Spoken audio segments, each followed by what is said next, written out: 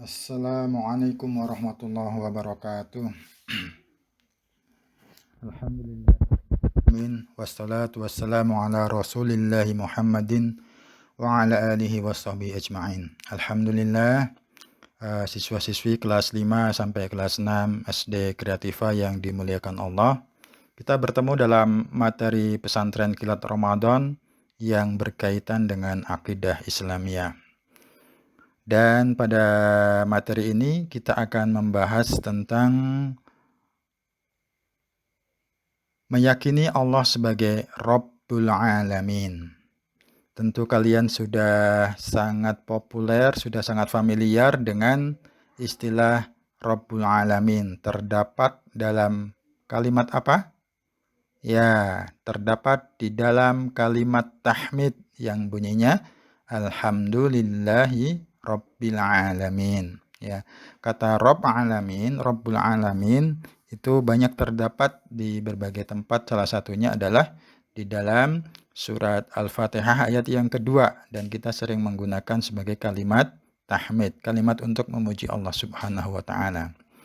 Alhamdulillahirabbil alamin, apabila kita terjemahkan per kata, maka kita akan bisa mengatakan alhamdu artinya segala puji, kemudian lillahi artinya bagi Allah, Rabb artinya adalah Tuhan penguasa, dan al-alamina artinya adalah semesta alam.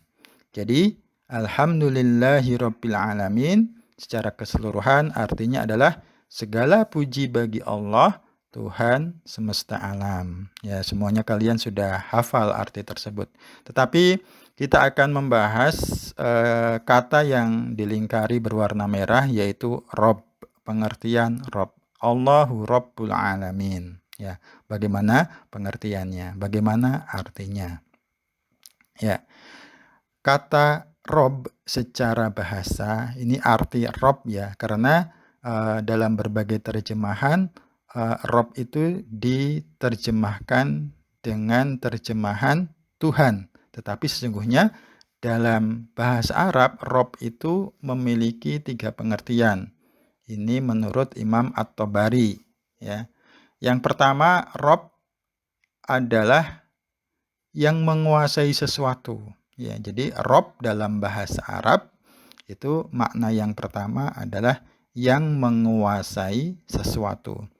Kemudian yang kedua, pengertian Rabb yang kedua adalah yang mengurus atau yang memperbaiki sesuatu. Dan yang ketiga, pengertian Rabb yang ketiga adalah yang memiliki sesuatu. Sehingga apabila kalian mengatakan alhamdulillahi rabbil alamin, segala puji bagi Allah Rabb semesta alam, maka kita mengakui, kita meyakini bahwa Allah adalah yang menguasai alam semesta ini. Allah juga yang mengurus atau yang memperbaiki alam semesta ini. Semua yang ada di alam ini semuanya diurusi oleh Allah Subhanahu wa taala.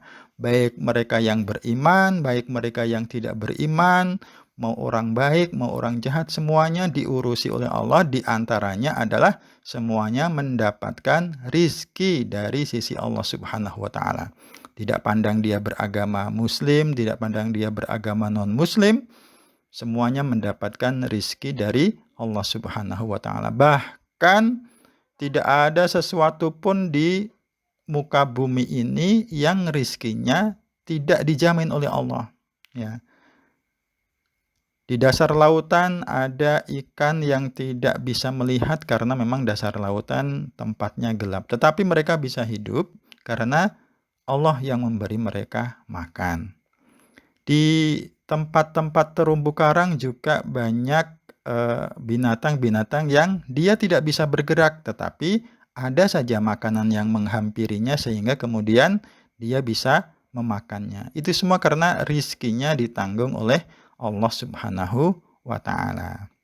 Kemudian yang ketiga, pengertian Rabb yang ketiga adalah yang memiliki sesuatu. Apapun yang ada di dunia ini sesungguhnya adalah milik Allah Subhanahu wa ta'ala. Sehingga ketika ada orang yang meninggal dunia, maka kita mengatakan inna lillahi wa inna ilaihi raji'un. Sesungguhnya kita ini adalah milik Allah dan sesungguhnya kita akan dikembalikan kepada Allah Subhanahu wa taala. Ya, seperti itu pengertian Rob yang pertama adalah Allah menguasai alam semesta ini. Kemudian yang kedua Allah yang mengurus atau yang memperbaiki alam semesta ini. Dan yang ketiga adalah Allah yang memiliki segala sesuatu yang ada di alam semesta ini. Nah, teman-teman semuanya, kalian masih ingat gak dengan kisah keluarga Nabiullah Ibrahim alaihissalam? Nah, saya bacakan kembali ya, salah satu cuplikan kisah yang dialami oleh Ibrahim, Siti Hajar, dan bayinya yang bernama Ismail. Suatu hari ketika Nabi Ibrahim mendapatkan perintah untuk membawa Hajar dan Ismail pindah ya dari negeri mereka namanya negeri Syam, ya, beliau melaksanakan perintah tersebut dengan penuh ketaatan kepada Allah. Bersama istri dan bayinya mereka berangkat dari negeri Syam ke sebuah lembah tandus yang di sana tidak ada air, tidak juga ada penghuninya. Nah, ini nantinya yang akan menjadi nama daerah yang disebut sekarang dengan Kota Makkah ya. Kota Makkah itu dulunya tidak berpenghuni sehingga kemudian ketika Nabiullah Ibrahim alaihissalam datang bersama Siti Hajar dan bersama putranya Ismail itu belum ada penghuni lain, baru mereka bertiga. Nah, konon kabarnya jarak antara Syams tempat tinggal Nabi Ibrahim sampai ke Makkah tempat lembah itu ketika didatang oleh Nabi Ibrahim itu jaraknya sekitar 1.500 km. Itu bisa dicari di Google ya.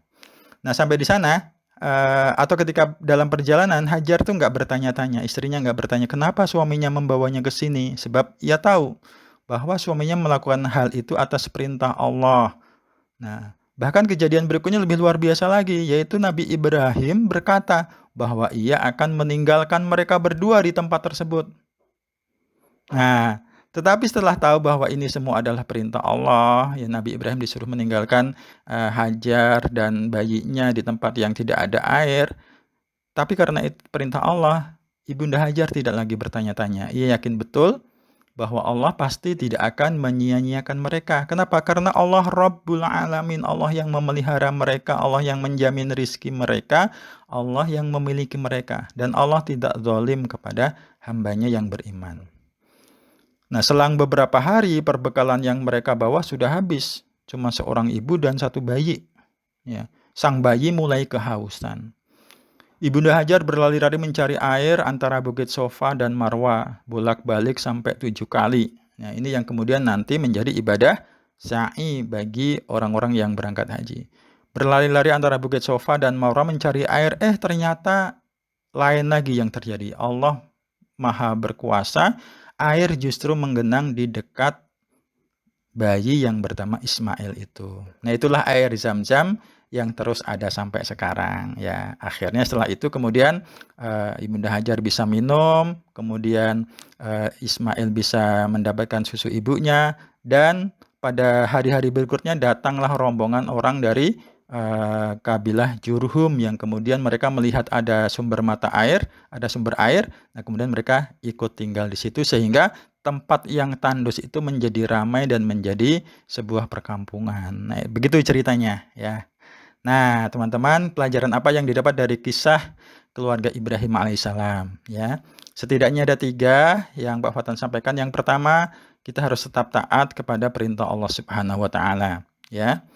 Setelah tahu bahwa mereka ditinggalkan di Mekah karena perintah Allah, Ibunda Hajar menerima dan taat atas keputusan Nabi Ibrahim meninggalkan mereka. Yang kedua, yakin bahwa Allah yang mengatur dan memberi rizki. Ya.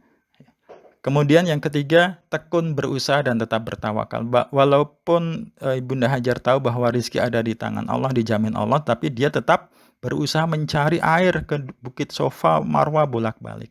Nah, kalian sebagai pelajar, sebagai siswa, maka kewajiban kalian adalah tekun untuk mempelajari atau belajar terhadap apa yang diperintahkan, ditugaskan oleh guru kalian, dan hasilnya nanti dari Allah Subhanahu wa taala.